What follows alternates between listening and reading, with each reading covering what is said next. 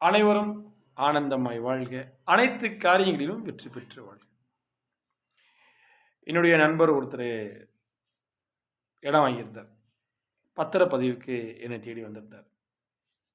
வந்திருந்தப்ப அன்னைக்கு வெள்ளிக்கிழமை அன்னைக்கு 10 to 12 ராவுகாலம். அந்த நேரத்தில் இந்த பத்திரம் சம்பந்தப்பட்ட எந்த வேலையும் செய்ய வேண்டாம் அப்படின்னு எங்கள்கிட்ட சொல்லிட்டார். வாங்கக்கூடியவங்களும் இவர் வாங்கக்கூடியவர், விற்கக்கூடியவர் வந்துட்டார். அவருக்கு கொடுக்க வேண்டிய தொகையை இவங்க பேங்க் அக்கௌண்ட் மூலிமா முழு தொகையும் ஒரு 2 நாள் முன்னாடி கொடுத்துட்டாங்க. 12 மணி, அவர் 10 மணிக்கு வந்துட்டு 12 மணி வரைக்கும் காத்திருக்காரு.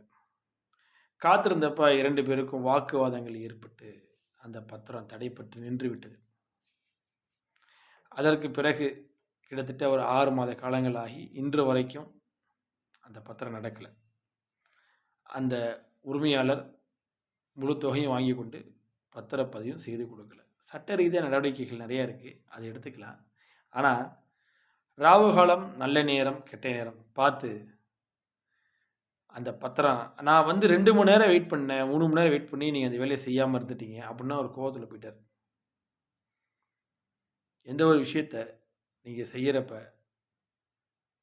நல்லபடியாக செய்ய நினைங்க, நல்ல முறையில் செய்ய நினைங்க, நல்ல நேரம் பார்த்து அந்த விஷயத்தை தேவையில்லாத தடைகளை நீங்களே ஏற்படுத்திக்காதீங்க.